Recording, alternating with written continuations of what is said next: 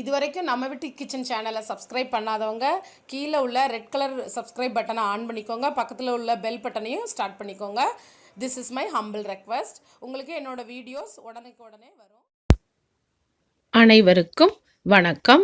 இன்றைக்கு நம்ம பார்க்க போகிற சமையல் குறிப்பு கோதுமை மாவை யூஸ் பண்ணி கலகலா எப்படி பண்ணுறதுனே பார்க்கலாம். இது வந்து அதாவது உப்பு கலகலா அப்படி இல்லைனா கசூரி மெத்தி கலகலா அப்படின்னு சொல்லுவாங்க. 250 கிராம் வீட் ஃப்ளார் எடுத்துக்கோங்க, கோதுமை மாவு. அப்புறம் வந்து கசூரி மெத்தி அப்படின்னா வெந்தய கீரையோட இலைகளை வந்து உலர்த்துனா இது கிடைக்குங்க. இதுதான், அதாவது சின்ன வெந்தய கீரையோட இலைகள். அப்புறம் வந்து உப்பு எடுத்துக்கோங்க 1 ஸ்பூன்.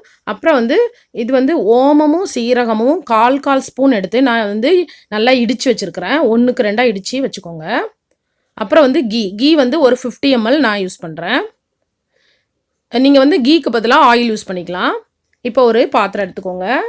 அதில் வந்து நான் கோதுமை மாவு போட்டிருக்கேன். கசூரி மெத்தியை வந்து இந்த மாதிரி லைட்டாக க்ரஷ் பண்ணிவிட்டு போட்டுக்கோங்க. லைட்டாக உதுத்து விட்டுக்கோங்க. அப்புறம் வந்து இடித்து வச்சுருக்கிற ஓமம், சீரகம், உப்பு அதெல்லாம் போட்டு நல்லா மிக்ஸ் பண்ணிடுங்க.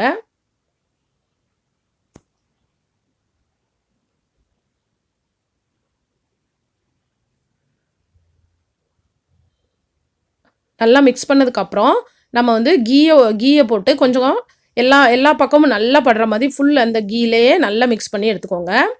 கீக்கு பதிலாக நீங்கள் ஆயில் யூஸ் பண்ணிக்கலாம். இப்போ வந்து பாருங்கள், இந்த மாதிரி அது எல்லாமே போட்டு நீங்கள் மிக்ஸ் பண்ணி எடுக்கும்போது இந்த மாதிரி வரும். இது ஆக்சுவலி வந்து ஒரு பிஸ்கெட் மாதிரி இருக்குங்க. இந்த கலகலா நல்லா இருக்கும். அப்புறம் வந்து லைட்டாக தண்ணி விட்டு சப்பாத்தி மாவு பதத்துக்கு பிசைஞ்சு எடுத்துக்கோங்க.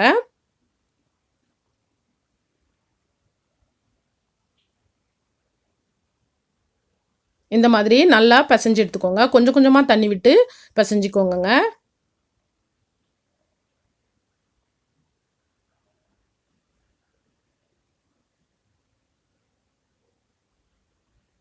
இப்போ நான் இதை நல்லா பிசைஞ்சு எடுத்துட்டேன்.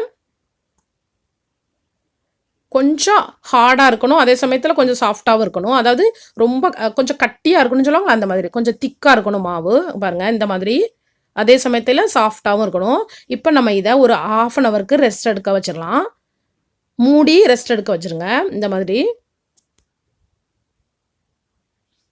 இப்போது 1/2 ஹவர் ஆகிட்டு. இப்போ நான் இதை எடுத்துட்டேன். எடுத்ததுக்கப்புறம் திரும்ப அதை நல்லா பிசைஞ்சு விட்டுக்கோங்க. நல்லா பிசைஞ்சிட்டு சேம் நம்ம சப்பாத்தி எப்படி பண்ணுறோம் அதே ப்ரொசீஜர் தான். இப்போ இதில் கொஞ்சோண்டு மாவு எடுத்து நான் வந்து சப்பாத்தி மாவு மாதிரி உருட்டி எடுத்துக்கிட போகிறேன். நீங்கள் வந்து இதில் மாவெல்லாம் போடணுன்னு அவசியம் இல்லை. மேலே மாவெல்லாம் தூவ வேண்டாம்.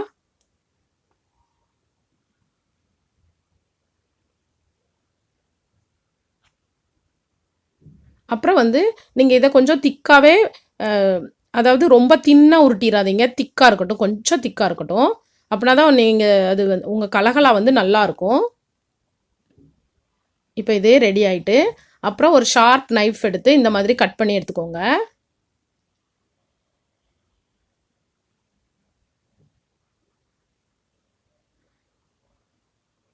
அப்புறம் வந்து இன்னொன்று வந்து இந்த மாவில் நீங்கள் வந்து சப்பாத்தியும் பண்ணலாம், பூரியும் பண்ணலாம். ரொம்ப டேஸ்ட்டாக இருக்கும். இதில் பூரி நீங்கள் பண்ணினீங்கன்னா ரியலி ரொம்ப நல்லாயிருக்கும். இப்போ நான் இதை கட் பண்ணி எடுத்துக்கிட்டேன். பாருங்கள் இந்த மாதிரி கட் பண்ணி எடுத்துக்கோங்க. இப்போ நான் இங்கே ஆயில் நல்லா சூடாக இருக்குங்க. இந்த டைமில் நம்ம இதை 1 by 1 போட்டுடலாம். ஃபஸ்ட்டு வந்து ஆயில் சூடாக வர ஃபாஸ்ட்டாக வச்சுக்கோங்க தீயை. அதுக்கப்புறம் மீடியமில் வச்சுக்கோங்க. அப்புறம் வந்து 1 by 1 போடுங்க. நீங்கள் வந்து அதிக அமௌண்ட் போடக்கூடாது, அவ்வளோதான். சின்ன பாத்திரம்னா கொஞ்சம் கம்மியாகவே போட்டுக்கோங்க. பாருங்கள் எவ்வளோ புஷ்ஷுன்னு வந்திருக்குன்னு. நம்ம இதில் இன்றைக்கி பேக்கிங் சோடா யூஸ் பண்ணலை, சோடா நமக்கு எதுவுமே யூஸ் பண்ணலை. இப்பொழுது சுவையான சங்கரவள்ளி அதாவது கலகலா ரெடி ஆகிட்டு. ரொம்ப டேஸ்ட்டாக இருக்கும் இது வந்து கொஞ்சம் பிஸ்கெட் மாதிரி இருக்கும். நம்ம செஸ்கா மஸ்கா 50 பிஸ்கெட் எப்படி இருக்குது அது மாதிரி ஒரு டேஸ்ட் கொடுக்கும். ரொம்ப நல்லாயிருக்கும். இது வரைக்கும் பொறுமையாக என்னோடய ரெசிபியை பார்த்ததுக்கு ரொம்ப ரொம்ப நன்றி. இதை கண்டிப்பாக ட்ரை பண்ணுங்கள். இது மோஸ்ட்லி நிறைய பேருக்கு தெரிஞ்ச ரெசிபி தான், இருந்தாலும் நான் உங்களுக்காக அப்லோட் பண்ணுறேன். தேங்க்யூ ஸோ மச் ஃபார் வாட்சிங். தேங்க்யூ.